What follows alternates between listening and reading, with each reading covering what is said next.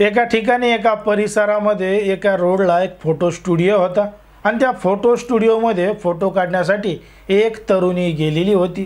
तरुणी फोटो स्टुडिओमध्ये फोटो काढण्यासाठी गेली आणि त्या फोटो स्टुडिओमध्ये जो फोटो काढणारा आहे त्याच्यासोबत त्या तरुणीची ओळख झाली। आता ओळख झाली, ओळखीचं रूपांतर मैत्रीमध्ये झालं। मग त्या ठिकाणी तिचं जाणं येणं मोठ्या प्रमाणात वाढलं।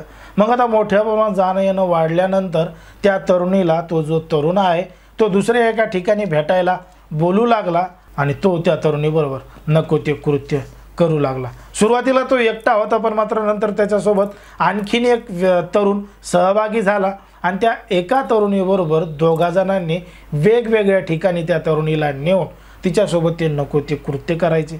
कधी फोटो स्टुडिओमध्ये, कधी तिच्या घरी, कधी दुसऱ्या एका रूमवर। अशा पद्धतीने त्या तरुणीला दोन तरुण घेऊन जात होते आणि तिच्यासोबत वारंवार त्या पद्धतीने करत होते। आता हा सगळा प्रकार मोठ्या प्रमाणात घडत होता आणि हा सगळा प्रकार घडल्यामुळं ती जी तरुणी आहे ती गर्भवती झालेली होती।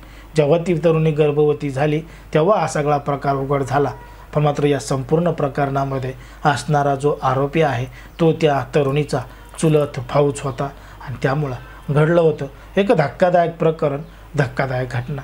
नेमकं काय आहे संपूर्ण प्रकरण, कुठं घडली ही घटना, हे आपलं अगदी सविस्तरपणे पाहायचं आहे। पण जर तुम्ही अजूनही आपलं चॅनल सबस्क्राईब केलं नसेल तर लगेच सबस्क्राईब करा आणि बाजूला असणाऱ्या बेल नोटिफिकेशनला सुद्धा ऑन करायला विसरू नका। आता ही जी संपूर्ण घडलेली घटना आहे ती आहे आपल्या महाराष्ट्रातीलच पुणे जिल्ह्यातील दौंड तालुक्यातील गिरीम परिसरामध्ये घडलेली संपूर्ण घटना आहे। या दौंड तालुक्यामध्ये गिरीम परिसरामध्ये असणारा एक वायरलेस फाटा आहे आणि या वायरलेस फाट्यावर एक फोटो स्टुडिओ आहे। आता या फोटो स्टुडिओमध्ये फोटो काढण्यासाठी एक तरुणी फोटो काढण्यासाठी जात होती। 18 वर्षापेक्षा तिचं वय कमी होतं आणि तिची ओळख त्या ठिकाणी काम करणाऱ्या एका तरुणाबरोबर झालेली होती। आता फोटो स्टुडिओमधल्या तरुणाबरोबर ओळख झाली, ओळखीचं रूपांतर मैत्रीमध्ये झालं।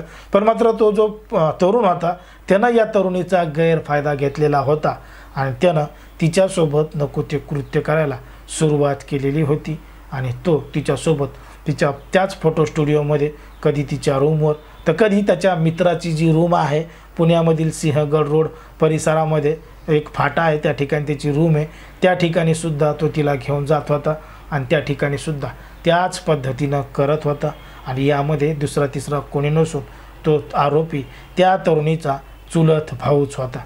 आता चुलत भाऊच त्या तरुणीबरोबर नको ते कृत्य करत होता। सुरुवातीला एक होता, नंतर दोघं झाले।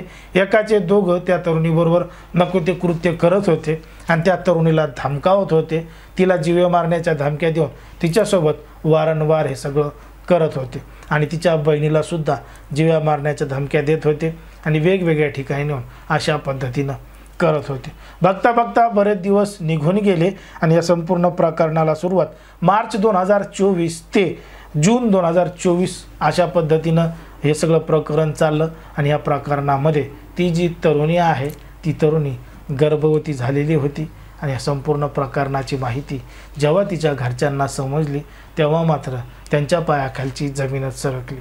आता ही सगळी घटना ऐकून बघून तिच्या घरचे सुद्धा रागात आले होते आणि त्यांना काय करावं काय नाही समजत नव्हतं, कारण की आरोपी त्यांच्या नात्यातलाच होता। तरीसुद्धा तात्काळ त्यांनी जवळचं पोलीस स्टेशन गाठलं आणि पोलीस स्टेशन गाठून आरोपींविरोधात तक्रार दाखल केली, गुन्हा दाखल केला। जेव्हा पोलिसांनी या संपूर्ण प्रकरणाची गांभीर्यानं दखल घेतली, पोलिसांनी दोनही आरोपींना ताब्यात घेतलं, त्यांच्यावर कायदेशीर कारवाई सुरू आहे। त्याला न्यायालयीन कोठडीसुद्धा सुनावलेली आहे आणि त्यांच्यावर कारवाई सुरू आहे। पण मात्र ज्या पद्धतीनं हे संपूर्ण प्रकरणामध्ये घडले त्यामध्ये जवळचाच व्यक्ती होता, नात्यातलाच व्यक्ती होता आणि त्यानंच अशा पद्धतीचं कृत्य केल्यामुळं नात्याला काळीमा फासणारी घटना असं देखील बरेच जण म्हणत आहेत। पण मात्र ज्या पद्धतीने या संपूर्ण प्रकरणामध्ये घडलं त्याच्यावर तुम्हाला काय वाटतं हे अगदी स्पष्टपणे कमेंटमध्ये सांगा, कारण की कोणाच्याही भावना दुखावणं, कोणाचंही मन दुखावणं हा आपला उद्देश नाही। समाजामध्ये जे घडतंय तेच सांगण्याचं काम आपण या ठिकाणी करत असतो। त्यामुळं ज्या पद्धतीने हे घडलं तुम्हाला जे काय वाटत असेल ते अगदी स्पष्टपणे सांगा आणि अशाच पद्धतीचे नवनवीन व्हिडिओ पाहण्यासाठी आपल्या चॅनलला लगेच सबस्क्राईब करा।